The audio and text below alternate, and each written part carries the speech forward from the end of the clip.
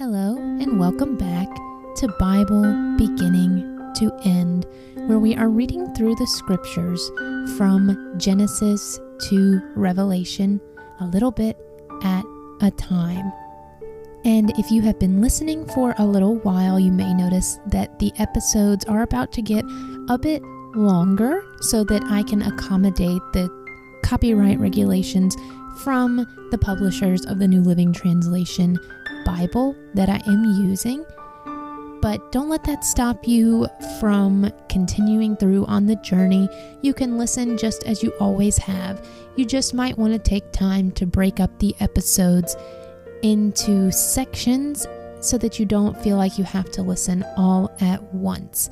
There are always time codes in the descriptions of each episode to let you know when we read each chapter, so you can easily come back and jump right in. Now today, we are starting a new book. We are starting the book of Joshua, and this isn't only a new book, but it marks the beginning of a new section in the Old Testament. This starts the historical texts of the Old Testament. Before, we had read, how the world was created by God and the story of Abraham and his descendants, the story of the Israelites being rescued from exile. And now we're going to go into the history of Israel from its entrance into the Promised Land to its return to exile. And this will cover the books Joshua all the way through to Esther. A little history on Joshua right before we start. Joshua is the account of Israel's conquest of the Promised Land. So we still haven't seen them enter the Promised Land. This is going to be the story of their conquest. Today, we are going to read through chapters 1 through 12. You might want to break it up as 1 through 6 and then come back and listen to 6 through 12. But we are going to cover these first 12 chapters of Joshua today. So we are going to start with Joshua chapter 1. And if you notice, this is the first book of the Bible named after a person. So we might want to start asking the question, who is Joshua? And what do we already know about him? So let's get started with Joshua 1. As always, I'll be asking questions along the way, but I won't be offering commentary, but there will be quite a few questions to help us as we read through on our journey through the scriptures. This first section of Joshua is called God Brings Israel into the Land of Promise, and this first section is the Lord's charge to Joshua. Joshua 1 verse 1. After the death of Moses, the Lord's servant, the Lord spoke to Joshua, son of Nun, Moses' assistant. He said, "Moses, my servant, is dead. Therefore, the time has come for you to lead these people, the Israelites, across the Jordan River into the land I am giving them. I promise you what I promised Moses. Wherever you set foot, you will be on land I have given you. From the Negev wilderness in the south to the Lebanon mountains in the north, from the Euphrates River in the east to the Mediterranean Sea in the west, including all the land of the Hittites. No one will be able to stand against you as long as you live, for I will be with you as I was with Moses. I will not fail you or abandon you. Be strong and courageous, for you are the one who will lead these people to possess all the land I swore to their ancestors I would give them. Be strong and very courageous. Be careful to obey all the instructions Moses gave you. Do not deviate from them, turning either to the right or to the left. Then you will succeed in everything you do." Okay, so pause there. Why does God repeat that phrase, be strong and courageous? Verse 8. Study this book of instruction continually. Meditate on it day and night. so you will be sure to obey everything written on it. Only then will you prosper and succeed in all you do. This is my command. Be strong and courageous. Do not be afraid or discouraged, for the Lord your God is with you wherever you go. Okay, so pause there. Do you think they are scared? And why does God tell them not to be afraid? The next section is Joshua's charge to the Israelites. Joshua then commanded the officers of Israel, "Go through the camp and tell the people to get their provisions ready. In 3 days you will cross the Jordan River and take possession of the land the Lord your God is giving you." Then Joshua called together the tribes of Reuben, Gad, and the half-tribe of Manasseh. He told them, "Remember what Moses, the servant of the Lord, commanded you. The Lord your God is giving you a place of rest. He has given you this land. Your wives, children, and livestock may remain here in the land Moses assigned to you on the east side of the Jordan River. But your strong warriors, fully armed, must lead the other tribes across the Jordan to help them conquer their territory. Stay with them until the Lord gives them rest, as he has given you rest. And until they too possess the land the Lord your God is giving them, only then may you return and settle here on the east side of the Jordan River, in the land that Moses, the servant of the Lord, assigned to you." So pause there. Why do you think Joshua is having to remind the Israelites of these things? Remember what Moses commanded you. Remember what God is giving you. Verse 16, they answered Joshua, "We will do whatever you command us, and we will go wherever you send us. We will obey you just as we obeyed Moses, and may the Lord your God be with you as he was with Moses. Anyone who rebels against your orders and does not obey your words and everything you command will be put to death. So be strong and courageous." So pause there. We hear that strong and courageous again. And then the question you might ask is, do you think the Israelites will follow through with this promise, this affirming of what Joshua has asked them? Okay, the next chapter is Joshua 2, and this starts a section called Joshua Sends Spies into Jericho. This first section is called Rahab Protects the Spies. If you've read the Bible before, you might know the character of Rahab, and so you can ask yourself, what do you already know about her as we enter into this chapter? So Joshua 2, verse 1. Then Joshua secretly sent out 2 spies from the Israelite camp at Acacia Grove. He instructed them, "Scout out the land on the other side of the Jordan River, especially around Jericho." So the 2 men set out and came to the house of a prostitute named Rahab and stayed there that night.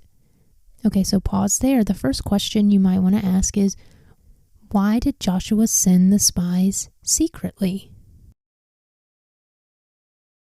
And then you might be asking, why did they decide to stay at the house of a prostitute? Verse 2.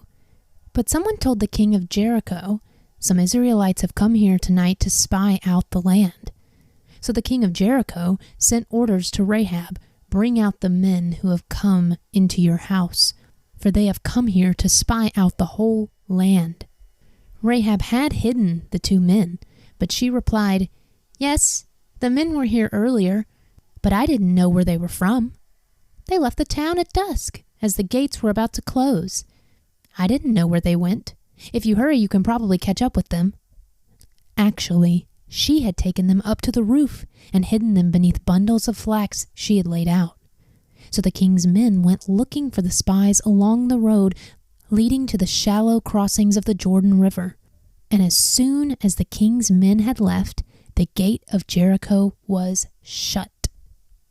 Before the spies went to sleep that night, Rahab went up on the roof to talk with them. "I know the Lord has given you this land," she told them. "We were all afraid of you. Everyone in the land is living in terror. For we have heard how the Lord made a dry path for you through the Red Sea when you left Egypt. And we know what you did to Sihon and Og, the 2 Amorite kings east of the Jordan River, whose people you completely destroyed. No wonder our hearts have melted in fear. No one has the courage to fight after hearing such things, for the Lord your God is the supreme God of the heavens above and the earth below. Now swear to me by the Lord that you will be kind to me and my family since I have helped you. Give me some guarantee that when Jericho is conquered, you will let me live along with my father and mother, my brothers and sisters, and all their families." Okay, so pause here. And one question you might be asking is, well, Rahab lied to protect the Israelite spies. Was that a sin? What do you know of the person of Rahab?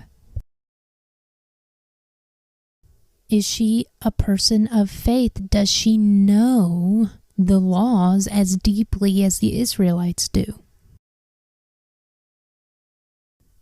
Or has she just confessed her faith in God? Is it our place to condemn or condone what she did? What might you have done if you were in her situation?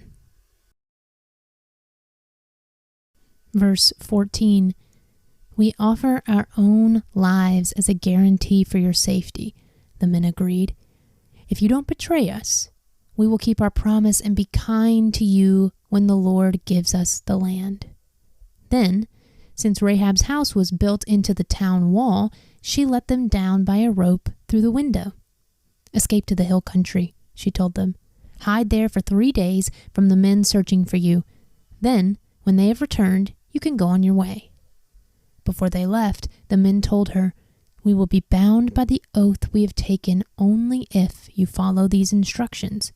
When we come into the land, you must leave this scarlet rope hanging from the window through which you let us down. And all your family members, your father, mother, brothers, and all your relatives must be here, inside the house. If they go out into the street and are killed, it will not be our fault. But if anyone lays a hand on the people inside this house, we will accept the responsibility for their death. If you betray us, however, we are not bound by this oath in any way."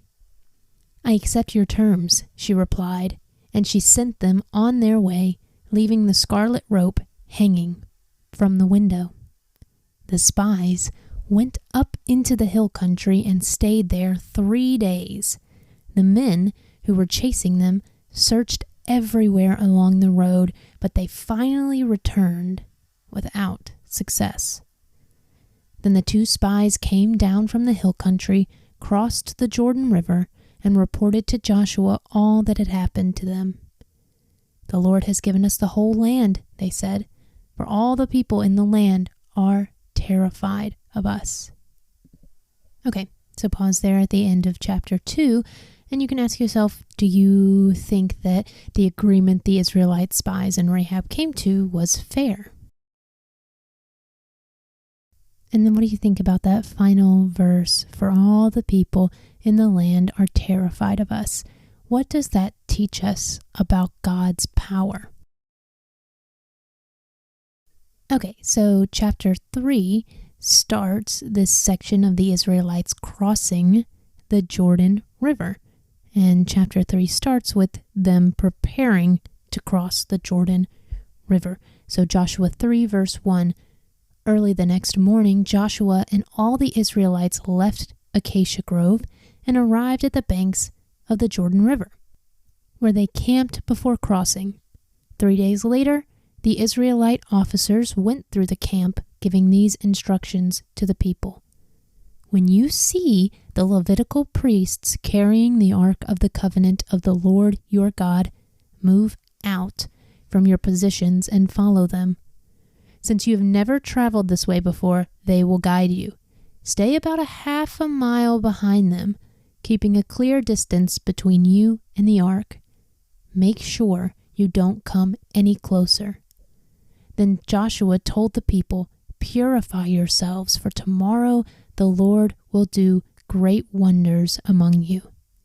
In the morning, Joshua said to the priests, "Lift up the Ark of the Covenant and lead the people across the river." And so they started out and went ahead of the people. The Lord told Joshua, "Today I will begin to make you a great leader in the eyes of all the Israelites. They will know that I am with you just as I was with Moses.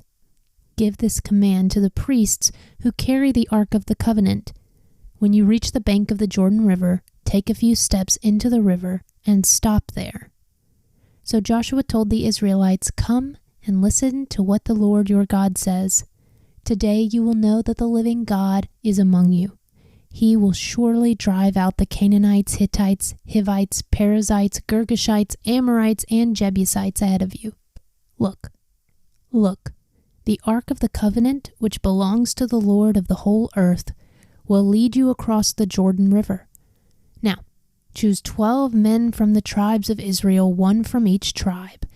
The priests will carry the Ark of the Lord of all the earth. As soon as their feet touch the water, the flow of water will be cut off upstream, and the river will stand up like a wall." Okay, so pause there. Does this remind you of anything? Another story in the Old Testament? The next section is Israel crosses on dry ground. Verse 14, "So the people left their camp to cross the Jordan, and the priests who were carrying the Ark of the Covenant went ahead of them. It was the harvest season, and the Jordan was overflowing its banks, but as soon as the feet of the priests who were carrying the ark touched the water at the river's edge, the water above that point began backing up a great distance away at a town called Adam, which is near Zarethan, and the water below that point flowed on to the Dead Sea until the riverbed was dry. Then all the people crossed over near the town of Jericho. Meanwhile, the priests who were carrying the Ark of the Lord's covenant stood on dry ground in the middle of the riverbed as the people passed by. They waited there until the whole nation of Israel had crossed the Jordan on dry ground." Okay, so pause there at the end of chapter 3. How does God keep showing his provision to the Israelites? How is God showing here that he is with them and that he is protecting them and guiding them on this journey? The next chapter is Joshua 4, which is called Memorials to the Jordan Crossing. Chapter 4, verse 1. When all the people had crossed to the Jordan, the Lord said to Joshua, "Now choose 12 men, one from each tribe. Tell them, take 12 stones from the very place where the priests are standing in the middle of the Jordan. Carry them out and pile them up at the place where you will camp tonight." So Joshua called together the 12 men he had chosen, one from each of the tribes of Israel. He told them, "Go into the middle of the Jordan, in front of the ark of the Lord your God. Each of you must pick up one stone and carry it out on your shoulder, 12 stones in all, one for each of the 12 tribes of Israel. We will use these stones to build a memorial. In the future, your children will ask you, 'What do these stones mean?' Then you can tell them. They remind us that the Jordan River stopped flowing when the Ark of the Lord's covenant went across. These stones will stand as a memorial among the people of Israel forever." So pause there. Why do you think it's important for Israel to build a memorial here for this crossing of the Jordan River? what is on the other side of the Jordan River that they're trying to get to? Verse 8. So the men did as Joshua had commanded them. They took 12 stones from the middle of the Jordan River, one for each tribe, just as the Lord had told Joshua. They carried them to the place where they camped for the night and constructed the memorial there. Joshua also set up another pile of 12 stones in the middle of the Jordan at the place where the priests who carried the Ark of the Covenant were standing, and they are there to this day. Okay, so pause there, because another good question you might want to ask is, when the Bible says things like, they are there to this day, do you think that that means they are there currently in modern times, or that they were there until at least when this book was written? That might be an interesting question to think on. Verse 10. The priests who were carrying the ark stood in the middle of the Jordan until all of the Lord's commands that Moses had given to Joshua were carried out. Meanwhile, the people hurried across the riverbed, and when everyone was safely on the other side, the priests crossed over with the ark of the Lord as the people watched. The armed warriors from the tribes of Reuben, Gad, and the half-tribe of Manasseh led the Israelites across the Jordan just as Moses had directed. These armed men, about 40,000 strong, were ready for battle, and the Lord was with them as they crossed over the plains of Jericho. That day, the Lord made Joshua a great leader in the eyes of all the Israelites, and for the rest of his life, they revered him as much as they had revered Moses. Okay, so pause there. What does that mean, as much as they had revered Moses? When they say that the Israelites revered Joshua just as much as they had Moses, what does that tell us about Joshua, about his character, about who he is? Verse 15.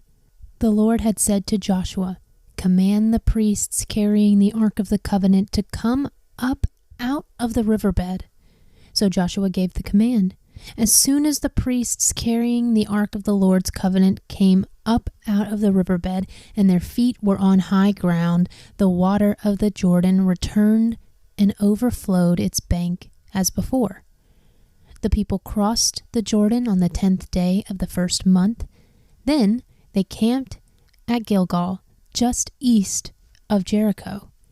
It was there at Gilgal that Joshua piled up the 12 stones taken from the Jordan River. Then Joshua said to the Israelites, "In the future, your children will ask you, 'What do these stones mean?'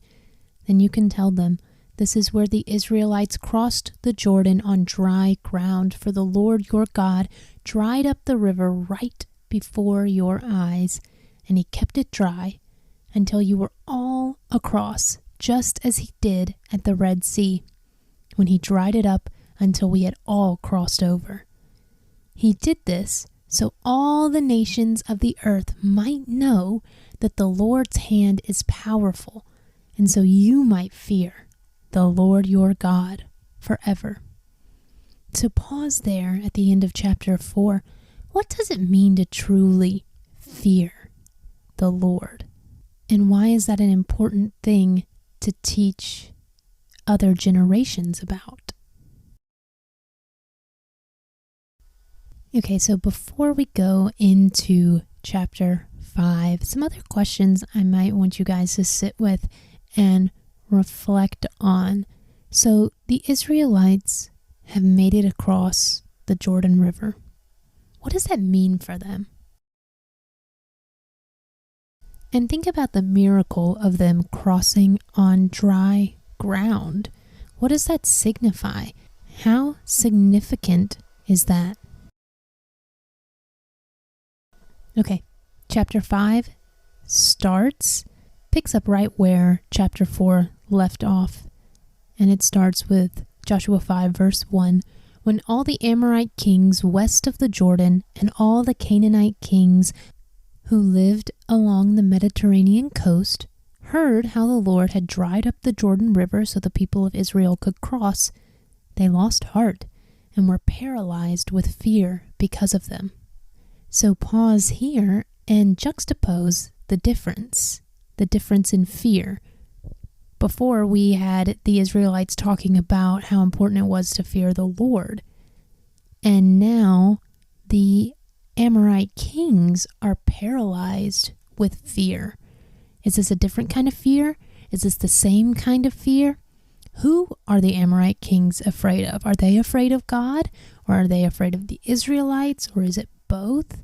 It's an interesting depiction of two instances of fear. So it's always good to pick up on those things and really think through them and think about what's being told and what's being conveyed through each section that we read. The next section is Israel reestablishes covenant ceremonies. Verse 2. At the time, the Lord told Joshua, "Make flint knives and circumcise this second generation of Israelites." So Joshua made flint knives and circumcised the entire male population of Israel at Gibeath Ha'arloth. Joshua had to circumcise them because all the men who were old enough to fight in battle when they left Egypt had died in the wilderness. Those who left Egypt had all been circumcised, but none of those born after the Exodus during the years in the wilderness had been circumcised.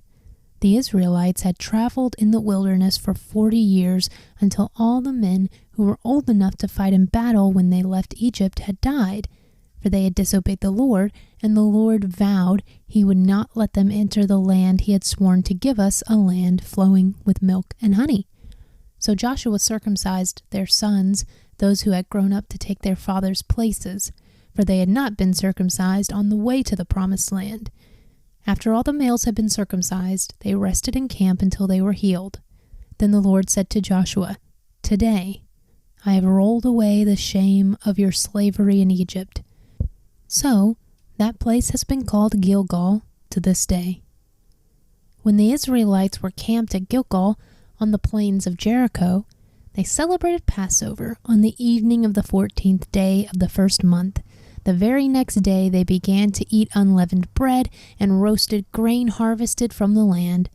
No manna appeared on the day they first ate from the crops of the land, and it was never seen again. So from that time on, the Israelites ate from the crops of Canaan. Okay, so pause there at the end of that section. What rituals do we see the Israelites following in this section? What is the significance of circumcision to the Israelites? What is Passover and what is its significance to the Israelites? The next section is the Lord's commander confronts Joshua. Verse 13. When Joshua was near the town of Jericho, he looked up and saw a man standing in front of him with a sword in hand. Joshua went up to him and demanded, "Are you friend or foe?" "Neither one," he replied. "I am the commander of the Lord's army." At this, Joshua fell with his face to the ground in reverence. "I am at your command," Joshua said. "What do you want your servant to do?" The commander of the Lord's army replied, "Take off your sandals, for the place where you are standing is holy." And Joshua did as he was told. Okay, so pause there at the end of chapter 5. Who is this figure? Who do you think that he is? Where have you heard that phrase, "Take off your sandals, for the place where you are standing is holy"? Have you heard that before? Why do you think God has sent someone from the Lord's army to Joshua? What do you think is going to come of this interaction? What does Joshua's response in verse 14 tell us about Joshua? The response he has once the stranger says who he is. The next chapter is Joshua 6, which is all about the fall of Jericho. This may be a story from the Bible that you've heard before or you might be familiar with. So really take time to listen to this with new eyes and hear what God is telling you about this now that you know the full context of this piece of history from the Bible. So here we go with Joshua 6, the fall of Jericho. Now the gates of Jericho were tightly shut because the people were afraid of the Israelites. No one was allowed to go out or in. But the Lord said to Joshua, I have given you Jericho, its kings, and all its strong warriors. You and your fighting men should march around the town once a day for 6 days. 7 priests will walk ahead of the ark, each carrying a ram's horn. On the 7th day, you are to march around the town 7 times with the priests blowing the horns. When you hear the priests give one long blast on the ram's horns, have all the people shout as loud as they can. Then the walls of the town will collapse and the people can charge straight into the town. So pause there. Why do you think God gave Joshua these specific instructions? Do you think they will follow these instructions? Verse 6. So Joshua called together the priests and said, Take up the ark of the Lord's covenant and assign 7 priests to walk in front of it, each carrying a ram's horn. Then he gave orders to the people, March around the town, and the armed men will lead the way in front of the ark of the Lord. After Joshua spoke to the people, the 7 priests with the ram's horns started marching in the presence of the Lord, blowing the horns as they marched. And the ark of the Lord's covenant followed behind them. Some of the armed men marched in front of the priests with the horns, and some behind the ark, with the priests continually blowing the horns. Do not shout, do not even talk, Joshua commanded. Not a single word from any of you until I tell you to shout. Then shout. So the ark of the Lord was carried around the town once that day, and then everyone returned to spend the night in the camp. Joshua got up early the next morning, and the priests again carried the ark of the Lord. The 7 priests with the ram's horns marched in front of the ark of the Lord, blowing their horns. Again, the armed men marched both in front of the priests with the horns and behind the ark of the Lord. All this time, the priests were blowing their horns. On the 2nd day, they again marched around the town once and returned to the camp. They followed this pattern for 6 days. On the 7th day, the Israelites got up at dawn and marched around the town as they had done before, but this time they went around the town 7 times. The 7th time around, as the priests sounded the long blast on their horns, Joshua commanded the people, Shout, for the Lord has given you the town. Jericho and everything in it must be completely destroyed as an offering to the Lord. Only Rahab, the prostitute, and the others in her house will be spared, for she protected our spies. Do not take any of the things set apart for destruction, or you yourselves will be completely destroyed, and you will bring trouble on the camp of Israel. Everything made from silver, gold, bronze, or iron is sacred to the Lord and must be brought into his treasury. So pause there. Why do you think God gave the Israelites instructions to destroy everything in Jericho? Why do you think Rahab and her family were the only ones spared during the Israelites' taking of Jericho? Verse 20. When the people heard the sound of the ram's horns, they shouted as loud as they could. Suddenly, the walls of Jericho collapsed, and the Israelites charged straight into the town and captured it. They completely destroyed everything in it with their swords, men and women, young and old, cattle, sheep, goats, and donkeys. Meanwhile, Joshua said to the 2 spies, "Keep your promises. Go to the prostitute's house and bring her out along with all her family." The men who had been spies went in and brought out Rahab, her father, mother, brothers, and all the other relatives who were with her. They moved her whole family to a safe place near the camp of Israel. Then the Israelites burned the town and everything in it.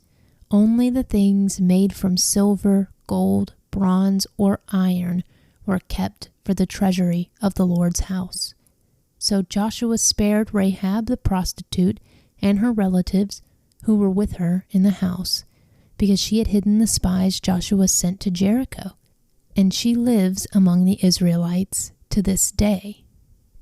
At that time, Joshua invoked this curse: "May the curse of the Lord fall on anyone who tries to rebuild the town of Jericho. At the cost of his firstborn son, he will lay its foundation. At the cost of his youngest son, he will set up its gates." So the Lord was with Joshua, and his reputation spread throughout the land. Okay, so pause there at the end of chapter 6 and ask yourself a couple of questions. One of the questions I want you to ask is, why do you think God had them keep the silver, gold, bronze, and iron in the treasury of the Lord's house? From this story, what can we learn about God's faithfulness? Similar to the story in Joshua, what might God be telling you that sounds a little strange, that might bring you out of your comfort zone, that you might think, "God, I don't know if that's going to work"? What might God be asking you to do that you could follow in faithfulness just as the Israelites did, and just see what God might have in store for you? And then lastly, what does the story of Rahab teach us about becoming a part of God's family? She was a prostitute who helped the spies, and it says that she lived with the Israelites to this day. What might that teach us about how God brings us into his family, how he transforms us and changes us and brings us into a new family? Okay, so chapter 6 ended that first section of Joshua called God Brings Israel into the Land of Promise. So maybe take a moment to just reflect on what that means. Since Genesis, since Abraham, we have been waiting for God to bring the Israelites into the land of promise, and we have just seen them take their first steps into the promised land. So what does that make you think of? What does that show us of God, and what does that teach us about God's people when they stay faithful to him? The next section that we're about to start is called God Gives Israel Victory. So maybe even begin to start thinking on that word victory. What does it mean? What do you think this section is going to be about? Joshua 7, Achan's sin, Israel's judgment. And the little first section is called Achan's sin. Joshua 7, verse 1. But Israel violated the instructions about the things set apart for the Lord. A man named Achan had stolen some of these dedicated things, so the Lord was very angry with the Israelites. Achan was the son of Carmi, a descendant of Zimri, son of Zerah, of the tribe of Judah. Okay, so pause there. Have we seen the Israelites do something like this before? Have we seen them disobey the instructions God gave them? what do you think God's response is going to be? Do you think God will give up on the Israelites this time, or will he forgive them? Verse 2. Joshua sent some of his men from Jericho to spy out the town of Ai, east of Bethel, near Beth Aven. When they returned, they told Joshua, "There's no need for all of us to go up there. It won't take more than 2,000 or 3,000 men to attack Ai. Since there are so few of them, don't make all of our people struggle to go up there." So approximately 3,000 warriors were sent, but they were soundly defeated. The men of Ai chased the Israelites from the town gate as far as the quarries, and they killed about 36 who were retreating down the slope. The Israelites were paralyzed with fear at this turn of events, and their courage melted away. Joshua and the elders of Israel tore their clothing in dismay, threw dust on their heads, and bowed face down to the ground before the ark of the Lord until evening. Then Joshua cried out, "O sovereign Lord, why did you bring us across the Jordan River if you're going to let the Amorites kill us? If only we had been content to stay on the other side. Lord, what can I say now that Israel has fled from its enemies? For when the Canaanites and all the other people living in the land hear about it, they will surround us and wipe our name off the face of the earth. And then what will happen to the honor of your great name?" Okay, so pause there. Why is Joshua so worried about what the other people, the Canaanites, will think of them? Why is he worried that they will attack them? Why do you think the Israelite army was so easily defeated? And then we're about to hear God's response, but maybe take a second to think about how you think God will respond. Verse 10, "But the Lord said to Joshua, 'Get up. Why are you lying on your face like this? Israel has sinned and broken my covenant. They have stolen some of the things that I commanded must be set apart from me. And they have not only stolen them, but have lied about it and hidden the things among their own belongings.' That is why the Israelites are running from their enemies in defeat. For now, Israel itself has been set apart for destruction. I will not remain with you any longer unless you destroy the thing among you that was set apart for destruction. Get up. Command the people to purify themselves in preparation for tomorrow. For this is what the Lord, the God of Israel, says, 'Hidden among you, O Israel, are things set apart for the Lord. You will never defeat your enemies until you remove these things from among you. In the morning, you must present yourselves by tribes, and the Lord will point out the tribe to which the guilty man belongs. That tribe must come forward with its clans, and the Lord will point out the guilty clan. That clan will then come forward, and the Lord will point out the guilty family. Finally, each member of the guilty family must come forward one by one.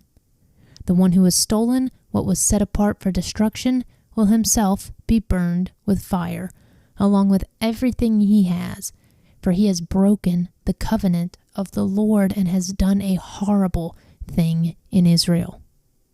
Okay, so pause there. What do you think of God's response? Why do you think Achan's sin brought judgment over the entire nation of Israel, like you see in verse 11, where God's saying that Israel has sinned and broken my covenant? Why do you think one person's sin reflected on the entire community? And then lastly, what might this story teach us about how we should deal with sin in our own lives?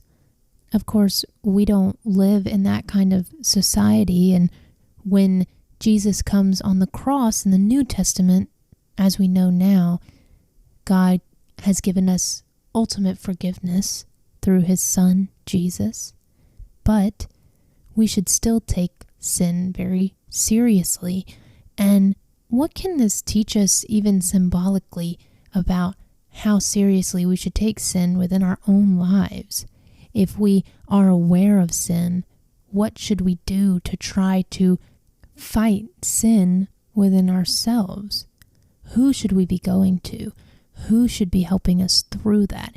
Who should be giving us the strength? Who should we be listening to? And I know I said lastly just a second ago, but another question came to mind. Should we be confiding in each other about our sin? What do we see here in this story? Did Achan come to the leaders of Israel and confess his sin, or did he hide it and keep it to himself? The next section is Achan's sin, verse 16. Early the next morning, Joshua brought the tribes of Israel before the Lord, and the tribe of Judah was singled out. Then the clans of Judah came forward, and the clan of Zerah was singled out. Then the families of Zerah came forward, and the family of Zimri was singled out. Every member of Zimri's family was brought forward person by person, and Achan was singled out. Then Joshua said to Achan, "My son, give glory to the Lord, the God of Israel, by telling the truth. Make your confession and tell me what you have done. Don't hide it from me." Achan replied, "It's true. I have sinned against the Lord, the God of Israel. Among the plunder, I saw a beautiful robe from Babylon, 200 silver coins, and a bar of gold weighing more than a pound. I wanted them so much that I took them. They are hidden in the ground beneath my tent, with the silver buried deeper than the rest." So Joshua sent some men to make a search. They ran to the tent and found the stolen goods hidden there, just as Achan had said, with the silver buried beneath the rest. They took the things from the tent and brought them to Joshua and all the Israelites. Then they laid them out on the ground in the presence of the Lord. Then Joshua and all the Israelites took Achan, the silver, the robe, the bar of gold, his sons, daughters, cattle, donkeys, sheep, goats, tent, and everything he had, and they brought them to the valley of Achor. Then Joshua said to Achan, "Why have you brought trouble on us? The Lord will now bring trouble on you." And all the Israelites stoned Achan and his family and burned their bodies. They piled a great heap of stones over Achan, which remains to this day. That is why the place has been called the Valley of Trouble ever since. So the Lord was no longer angry. Okay, so pause there at the end of chapter 7. That might be a difficult story to hear. You might be asking, why did Achan's entire family have to be punished for Achan's sin? Why was their punishment death? Why was their punishment death in this way? Why does it say that after their punishment, the Lord was no longer angry? This might be, like I said, a difficult passage to read because it does bring up a lot of questions, and you might wonder why God would punish them in this way. And I encourage you to ask those questions, to pray through them, and to really see what God is telling you about this passage, even if it's a difficult one, because there might be a lot of difficult things to work through in the scriptures, and sit with them on your own. But then you can, after you've done that, go and seek out commentary and what scholars might say and other people who have studied the scriptures might say. But first, I encourage you to sit with them on your own and in prayer. Okay, the next chapter is Joshua 8, which is the section called The Israelites Defeat Ai. The first section is Joshua lays an ambush against Ai. Then the Lord said to Joshua, "Do not be afraid or discouraged. Take all your fighting men and attack Ai, for I have given you the king of Ai, his people, his town, and his land.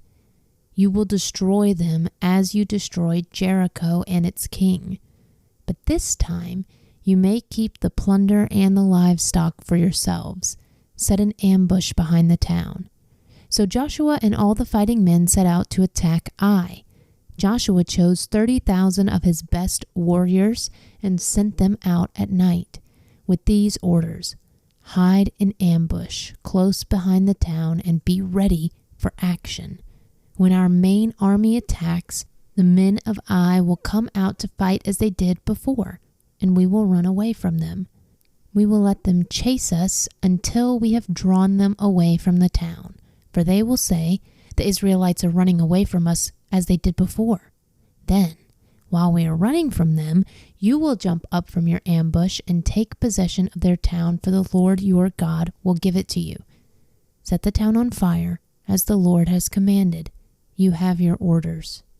So they left and went to the place of ambush between Bethel and the west side of Ai. But Joshua remained among the people in the camp that night. Early the next morning, Joshua roused his men and started toward Ai, accompanied by the elders of Israel. All the fighting men who were with Joshua marched in front of the town and camped on the north side of Ai, with a valley between them and the town. That night, Joshua sent about 5,000 men to lie in ambush between Bethel and Ai on the west side of the town. So they stationed the main army north of the town and the ambush west of the town. Joshua himself spent that night in the valley. Okay, so pause there. Why do you think God is now having them take this town of Ai? Why do you think God gave them these specific instructions for taking this town? Why do you think in this situation God allowed them to keep the plunder and cattle during this siege? The next section is Joshua captures and destroys Ai. Verse 14, when the king of Ai saw the Israelites across the valley, he and all his army hurried out early in the morning and attacked the Israelites at a place overlooking the Jordan Valley. But he didn't realize there was an ambush behind the town. Joshua and the Israelite army fled toward the wilderness as though they were badly beaten. Then all the men in the town were called out to chase after them. In this way, they were lured away from the town. There was not a man left in Ai or Bethel who did not chase after the Israelites, and the town was left wide open. Then the Lord said to Joshua, "Point the spear in your hand toward Ai, for I will hand the town over to you." Joshua did as he was commanded. As soon as Joshua gave this signal, all the men in ambush jumped up from their position and poured into the town. They quickly captured it and set it on fire. When the men of Ai looked behind them, smoke from the town was filling the sky, and they had nowhere to go. For the Israelites who had fled in the direction of the wilderness now turned on their pursuers. When Joshua and all the other Israelites saw that the ambush had succeeded and that smoke was rising from the town, they turned and attacked the men of Ai. Meanwhile, the Israelites who were inside the town came out and attacked the enemy from the rear. So the men of Ai were caught in the middle, with Israelite fighters on both sides. Israel attacked them, and not a single person survived or escaped. Only the king of Ai was taken alive and brought to Joshua. Okay, so pause there. Why do you think, again, God is having them completely destroy the town and everyone in it? Why do you think the king of Ai was allowed to be taken alive and brought to Joshua. What do you think is going to come of that? Verse 24. When the Israelite army finished chasing and killing all the men of Ai in the open fields, they went back and finished off everyone inside. So the entire population of Ai, including men and women, was wiped out that day, 12,000 in all. For Joshua kept holding out his spear until everyone who had lived in Ai was completely destroyed. Only the livestock and the treasures of the town were not destroyed, but the Israelites kept these as plunder for themselves, as the Lord had commanded Joshua. So Joshua burned the town of Ai, and it became a permanent mound of ruins, desolate to this very day. Okay, so pause there. Why do you think that the town was left as a heap of ruins? Why do you think they didn't build on that site or do something with that land? And by they, I mean the Israelites. Verse 29. Joshua impaled the king of Ai on a sharpened pole and left him there until evening. At sunset, the Israelites took down the body, as Joshua commanded, and threw it in front of the town gate. They piled a great heap of stones over him that can still be seen today. Okay, so pause there. Now we see what became of the king of Ai. So why do you think this was the king's fate? The next section is the Lord's covenant renewed. Then Joshua built an altar to the Lord, the God of Israel, on Mount Ebal. He followed the commands that Moses, the Lord's servant, had written in the book of instruction. Make me an altar from stones that are uncut and have not been shaped with iron tools. Then, on the altar, they presented burnt offerings and peace offerings to the Lord.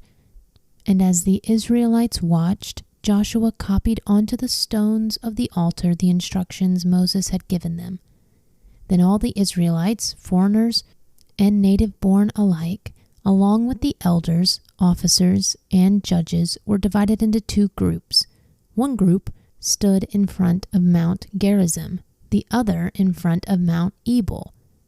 Each group faced the other, and between them stood the Levitical priests carrying the ark of the Lord's covenant. This was all done according to the commands that Moses, the servant of the Lord, had previously given for blessing the people of Israel.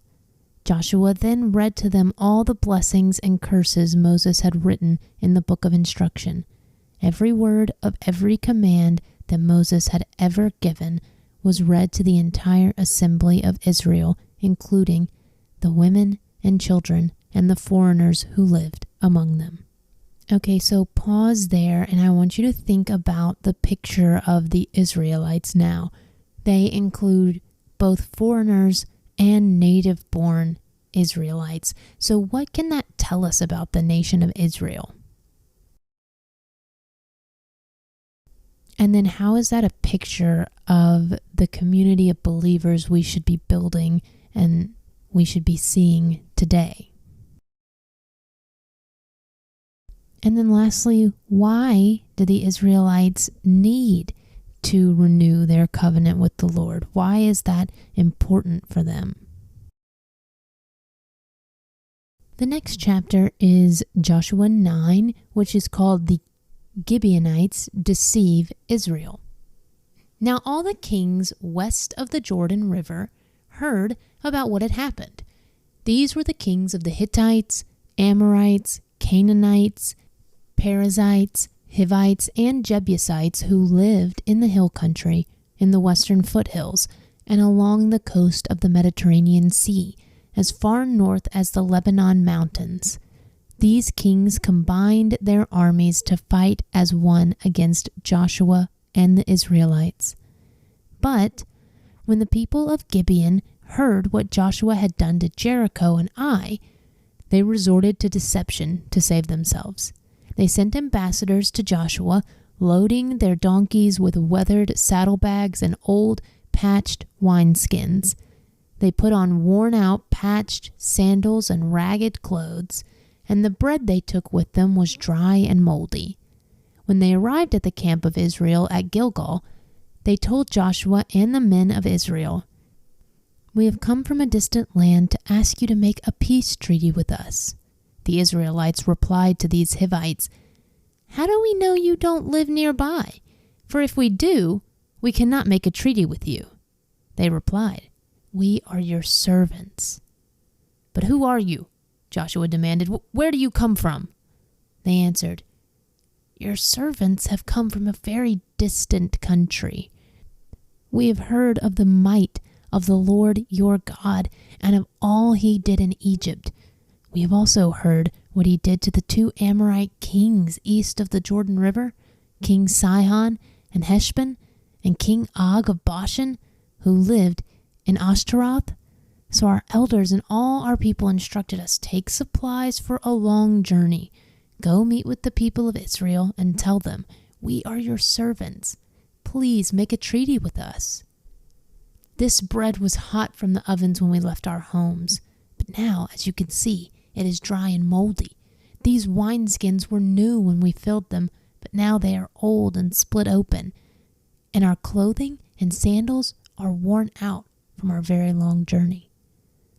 So the Israelites examined the food, but they did not consult the Lord. Then Joshua made a peace treaty with them and guaranteed their safety, and the leaders of the community ratified their agreement with a binding oath. Okay, so let's pause there because something really interesting is happening in this story. So first of all, this nation that's coming to them with worn clothes and old wineskins and moldy bread, why are they scared of the Israelites? Why are they trying to fool the Israelites? Why is it important that the Israelites think these people are from far away? And did you catch what it said in verse 14? The Israelites examined the food, but they did not consult the Lord. Why is that important? They made a treaty with this other nation without consulting the Lord. So how do you think this is going to turn out for the Israelites? What do you think is going to happen? And as we see how this unfolds, how do you think the outcome might have been different if they had consulted the Lord before they made this treaty? Verse 16. 3 days after making the treaty, they learned that these people actually lived nearby. The Israelites set out at once to investigate and reached their towns in 3 days. The names of these towns were Gibeon, Kephirah, Beeroth, and Kiriath Jearim. But the Israelites did not attack the towns, for the Israelite leaders had made a vow to them in the name of the Lord, the God of Israel. The people of Israel grumbled against their leaders because of the treaty. But the leaders replied, "Since we have sworn an oath in the presence of the Lord, the God of Israel, we cannot touch them. This is what we must do. We must let them live, for divine anger would come upon us if we broke our oath. Let them live."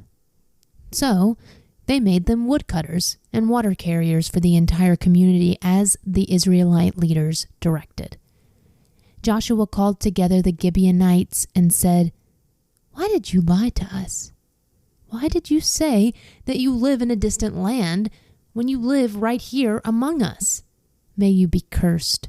From now on, you will always be servants who cut wood and carry water for the house of my God." They replied, "We did it because we, your servants, were clearly told that the Lord your God commanded his servant Moses to give you this entire land and to destroy all the people living in it. So we feared greatly for our lives because of you. That is why we have done this. Now we are at your mercy. Do to us whatever you think is right."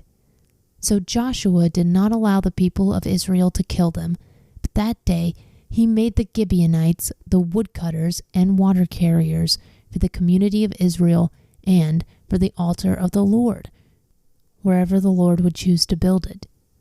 And that is what they do to this day. Okay, so pause there at the end of chapter 9. We saw what happened once they made this peace treaty with the Gibeonites, and I said to think about how that might have been different if they had consulted the Lord before they made the treaty. And in this section, we didn't see God come and talk to Joshua or say anything to them or admonish them for making this treaty without consulting him. Why do you think that is? Why do you think the Israelites weren't punished in this situation? And why do you think the Gibeonites were allowed to live? They're working as servants, but they are allowed to live despite their deception. And lastly, why do you think the Israelites had to honor the oath that they made with him? Why did God not say that the oath was nullified once the Israelites found out that the Gibeonites were deceiving them? Why did they have to honor this oath that they made without consulting the Lord? The next chapter is Joshua 10. Israel defeats the southern armies. Adoni-Zedek, king of Jerusalem, heard that Joshua had captured and completely destroyed Ai and killed its king. He also learned that the Gibeonites had made peace with Israel and were now their allies. He and his people became very afraid when they heard all of this because Gibeon was a large town, as large as the royal cities and larger than Ai, and the Gibeonite men were strong warriors. So King Adoni-Zedek of Jerusalem sent messengers to several other kings, Hoham of Hebron, Piram of Jarmuth, Japhia of Lachish, and Deber of Eglon. "Come and help me destroy Gibeon," he urged them, "for they have made peace with Joshua and the people of Israel." So these 5 Amorite kings combined their armies for a united attack. They moved all their troops into place and attacked Gibeon. The men of Gibeon quickly sent messengers to Joshua at his camp in Gilgal. "Don't abandon your servants now," they pleaded. "Come at once, save us, help us. For all the Amorite kings who live in the hill country have joined forces to attack us." So Joshua and his entire army, including his best warriors, left Gilgal and set out for Gibeon. "Do not be afraid of them," the Lord said to Joshua, "for I have given you victory over them. Not a single one of them will be able to stand up to you." Joshua traveled all night from Gilgal and took the Amorite armies by surprise. The Lord threw them into a panic, and the Israelites slaughtered great numbers of them at Gibeon. Then the Israelites chased the enemy along the road to Beth Horon, killing them all along the way to Azekah and Makkedah. As the Amorites retreated down the road from Beth Horon, the Lord destroyed them with a terrible hailstorm from heaven that continued until they reached Azekah. The hail killed more of the enemy than the Israelites killed with the sword. On the day the Lord gave the Israelites victory over the Amorites, Joshua prayed to the Lord in front of all the people of Israel. He said, "Let the sun stand still over Gibeon, and the moon over the valley of Aijalon." So the sun stood still, and the moon stayed in place until the nation of Israel had defeated its enemies. Is this event not recorded in the book of Joshua? The sun stayed in the middle of the sky, and it did not set as on a normal day. There has never been a day like this one before or since, when the Lord answered such a prayer. Surely the Lord fought for Israel that day. Then Joshua and the Israelite army returned to their camp at Gilgal.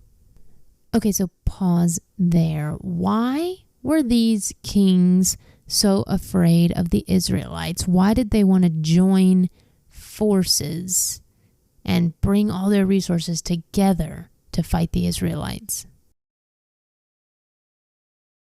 What is the difference here that we see between them fighting these 5 Amorite kings and what happened with the Gibeonites in the previous chapter? Did the Israelites consult God before this attack? And then what do you make of this event that happened where Joshua prays for the sun to stand still? And it does. What is happening there, and what might we be able to learn from that? The next section is Joshua kills the 5 southern kings. During the battle, the 5 kings escaped and hid in a cave at Makkedah. When Joshua heard that they had been found, he issued this command: cover the opening of the cave with large rocks and place guards at the entrance to keep the kings inside. The rest of you, continue chasing the enemy and cut them down from the rear. Don't give them a chance to get back to their towns, for the Lord your God has given you victory over them. So Joshua and the Israelite army continued the slaughter and completely crushed the enemy. They totally wiped out the 5 armies except for a tiny remnant that managed to reach their fortified towns. Then the Israelites returned safely to Joshua in the camp at Makkedah. After that, no one dared to speak even a word against Israel. Okay, so pause there. Why do you think after this attack, after this victory, that's when no one dared to even speak a word against Israel? Verse 22, Then Joshua said, remove the rocks covering the opening of the cave and bring the 5 kings to me. So they brought the 5 kings out of the cave, the kings of Jerusalem, Hebron, Jarmuth, Lachish, and Eglon. When they brought them out, Joshua told the commanders of his army, come and put your feet on the kings' necks. And they did as they were told. Don't ever be afraid or discouraged, Joshua told his men. Be strong and courageous, for the Lord is going to do this to all of your enemies. Then Joshua killed each of the 5 kings and impaled them on 5 sharpened poles, where they hung until evening. As the sun was going down, Joshua gave instructions for the bodies of the kings to be taken down from the poles and thrown into the cave where they had been hiding. Then they covered the opening of the cave with a pile of large rocks, which remains to this very day. The next section is Israel destroys the southern towns. That same day, Joshua captured and destroyed the town of Makkedah. He killed everyone in it, including the king, leaving no survivors. He destroyed them all, and he killed the king of Makkedah as he had killed the king of Jericho. Then Joshua and the Israelites went to Libnah and attacked it. There, too, the Lord gave them the town and its king. He killed everyone in it, leaving no survivors. Then Joshua killed the king of Libnah as he had killed the king of Jericho. From Libnah, Joshua and the Israelites went to Lachish and attacked it. Here again, the Lord gave them Lachish. Joshua took it on the 2nd day and killed everyone in it, just as he had done at Libnah. During the attack on Lachish, King Horam of Gezer arrived with his army to help defend the town, but Joshua's men killed him and his army, leaving no survivors. Then Joshua and the Israelite army went on to Eglon and attacked it. They captured it that day and killed everyone in it. He completely destroyed everyone, just as he had done at Lachish. From Eglon, Joshua and the Israelite army went up to Hebron and attacked it. They captured the town and killed everyone in it, including its king, leaving no survivors. They did the same thing to all of its surrounding villages, and just as he had done at Eglon, he completely destroyed the entire population. Then Joshua and the Israelites turned back and attacked Debir. He captured the town, its king, and all of its surrounding villages. He completely destroyed everyone in it, leaving no survivors. He did to Debir and its king just what he had done to Hebron and to Libnah and its king. So Joshua conquered the whole region, the kings and people of the hill country, the Negev, the western foothills, and the mountain slopes. He completely destroyed everyone in the land, leaving no survivors, just as the Lord, the God of Israel, had commanded. Joshua slaughtered them from Kadesh Barnea to Gaza, and from the region around the town to Goshen up to Gibeon. Joshua conquered all these kings and their land in a single campaign, for the Lord, the God of Israel, was fighting for his people. Then Joshua and the Israelite army returned to their camp at Gilgal. So pause there at the end of chapter 10 and think about all the land that the Israelites have conquered. How does this play into God's promise that he originally made to Abraham? Why is this important in that covenant? And then who do the Israelites attribute these victories to? And why is that important? The next chapter is Joshua 11, where Israel defeats the northern armies. So this is going to be similar to the last chapter, but instead of the southern towns, we are now talking about the northern armies. Okay, Joshua 11, verse 1. When King Jabin of Hazor heard what had happened, he sent messages to the following kings: King Jobab of Madon, the king of Shimron, the king of Akshaph, all the kings of the northern hill country, the kings in the Jordan Valley south of Galilee, the kings in the Galilean foothills, the kings of Naphath Dor on the west, the kings of Canaan, both east and west, the kings of the Amorites, the Hittites, the Perizzites, the Jebusites in the hill country, and the Hivites in the towns on the slopes of Mount Hermon in the land of Mizpah. All these kings came out to fight. Their combined armies formed a vast horde, and with all their horses and chariots, they covered the landscape like the sand on the seashore. The kings joined forces and established their camp around the water near Merom to fight against Israel. Okay, so pause there and just picture that image. Picture that army as vast as the sand on the seashores. Think about how large that army was. Do you think the Israelites were scared? Do you think they're going to be able to defeat this army? And if so, how do you think they're going to be able to do it? Verse 6. Then the Lord said to Joshua, "Do not be afraid of them. By this time tomorrow, I will hand all of them over to Israel as dead men. Then you must cripple their horses and burn their chariots." So Joshua and all his fighting men traveled to the water near Merom and attacked suddenly. And the Lord gave them victory over their enemies. The Israelites chased them as far as Greater Sidon and Misrephoth Maim, and eastward into the valley of Mizpah, until not one enemy warrior was left alive. Then Joshua crippled the horses and burned all the chariots, as the Lord had instructed. Joshua then turned back and captured Hazor and killed its king. Hazor had at one time been the capital of all these kingdoms. The Israelites completely destroyed everything living in the city, leaving no survivors. Not a single person was spared. And then Joshua burned the city. Joshua slaughtered all the other kings and their people, completely destroying them, just as Moses, the servant of the Lord, had commanded. But the Israelites did not burn any of the towns built on the mountains except Hazor, which Joshua burned.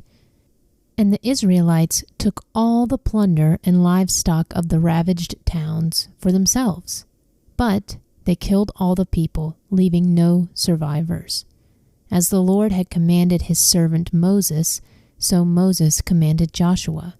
And Joshua did as he was told, carefully obeying all the commands that the Lord had given Moses.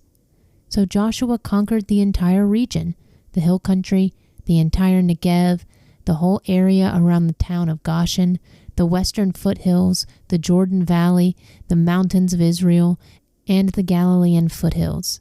The Israelite territory now extended all the way from Mount Halak, which leads up to Seir in the south, as far north as Baal Gad, at the foot of the mountain Hermon, in the valley of Lebanon. Joshua killed all the kings of those territories, waging war for a long time to accomplish this. No one in this region made peace with the Israelites except the Hivites of Gibeon.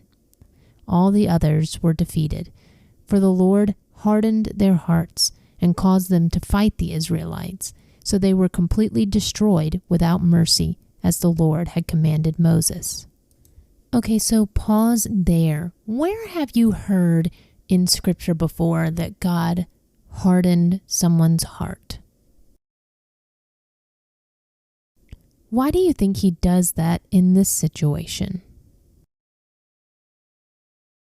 What do you think about the fact that God hardened their hearts? What do you think that means? That they didn't have any free will? Or was there something in their history that led to this? It could be many things. So think on that topic and think about why God did that.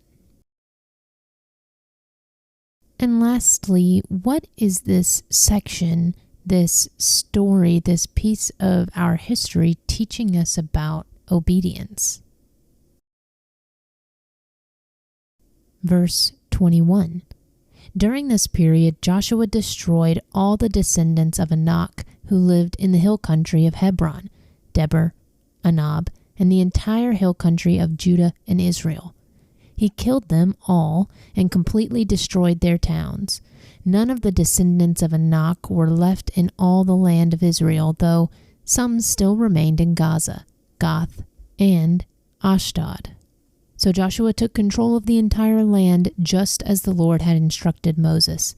He gave it to the people of Israel as their special possession, dividing the land among the tribes. So the land finally had rest from war. Okay, so our final chapter for today is going to be Joshua 12. And chapter 12 is going to be a summary chapter. It's going to summarize Israel's conquests east and west of the Jordan River. So some of these conquests are going to be ones that happened when Moses was leading the Israelites, and then the ones on the west of the Jordan River are going to be the ones that we read about in Joshua, in the first half of Joshua, that Joshua led. So as you're reading, I want you to think about this story so far. What do you remember from it? What are your takeaways as you hear these names and this history, this sort of summary of what we've read? What stands out to you? What is God asking you to maybe focus on as you read it this time? So here we go. The first section of chapter 12 is kings defeated east of the Jordan. These are the kings east of the Jordan River who had been killed by the Israelites and whose land was taken. Their territory extended from the Arnon Gorge to Mount Hermon and included all the land east of the Jordan Valley. King Sihon of the Amorites, who lived in Heshbon, was defeated. His kingdom included Aroer on the edge of the Arnon Gorge and extended from the middle of the Arnon Gorge to the Jabbok River, which serves as the border for the Ammonites. This territory included the southern half of the territory of Gilead. Sihon also controlled the Jordan Valley and regions to the east from as far north as the Sea of Galilee to as far south as the Dead Sea, including the road to Beth Jeshimoth, and southward to the slopes of Pisgah. King Og of Bashan, the last of the Rephaites, lived at Ashtaroth and Edrei. He ruled a territory stretching from Mount Hermon to Salekah in the north, and to all of Bashan in the east, and westward to the borders of the kingdoms of Geshur and Makkah. This territory included the northern half of Gilead, as far as the boundary of King Sihon of Heshbon. Moses, the servant of the Lord, and the Israelites had destroyed the people of King Sihon and King Og. And Moses gave their land as a possession to the tribes of Reuben, Gad, and the half-tribe of Manasseh. Okay, so pause there and just reflect for a moment on the conquests that the Israelites made while Moses was leading them. Okay, the next section is kings defeated west of the Jordan. The following list is a list of the kings that Joshua and the Israelite armies defeated on the west side of the Jordan, from Baal Gad in the valley of Lebanon to Mount Halak, which leads up to Seir. Joshua gave this land to the tribes of Israel as their possession, including the hill country, the western foothills, the Jordan Valley, the mountain slopes, the Judean wilderness, and the Negev. The people who lived in this region were the Hittites, the Amorites, the Canaanites, the Perizzites, the Hivites, and the Jebusites. These are the kings Israel defeated: the king of Jericho, the king of Ai near Bethel, the king of Jerusalem, the king of Hebron, the king of Jarmuth, the king of Lachish, the king of Eglon, the king of Gezer, the king of Debir, the king of Geder, the king of Hormah, the king of Arad, the king of Libnah, the king of Adullam, the king of Makkedah, the king of Bethel, the king of Tappuah, the king of Hepher, the king of Aphek, the king of Lasharon, the king of Madon, the king of Hazor, the king of Shimron Meron, the king of Akshaph, the king of Tanakh, the king of Megiddo, the king of Kadesh, the king of Jokneam in Carmel, the king of Dor, in the town of Naphath Dor, the king of Goyim in Gilgal, the king of Tirzah. In all, 31 kings were defeated. Okay, so pause there at the end of chapter 12 and reflect on the amount of kings who were defeated by the Israelites. How were the Israelites able to defeat so many nations? Why did they have to defeat all of these nations and kings? Why do you think that the kingdoms had to be completely defeated rather than letting them just move to a different land or something like that? Why do you think it had to happen this way? And then lastly, now that the Israelites have conquered the land the Lord promised to give to Abraham and his ancestors, what do you think their next step is going to be? Okay, thank you so much for listening to another episode of Bible Beginning to End. You probably noticed this episode is quite a bit longer than my episodes have been in the past. I am having to increase the length of episodes so that I can comply with, copyright requirements for the New Living Translation of the Bible. So hopefully you guys understand. If you listened to my update that I released, you'll kind of get some more insight into that.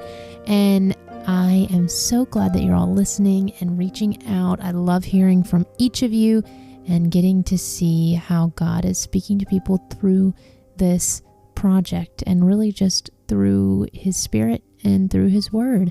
And so thank you for listening. I hope you keep listening, and I will keep recording, and I will talk to you in the next one.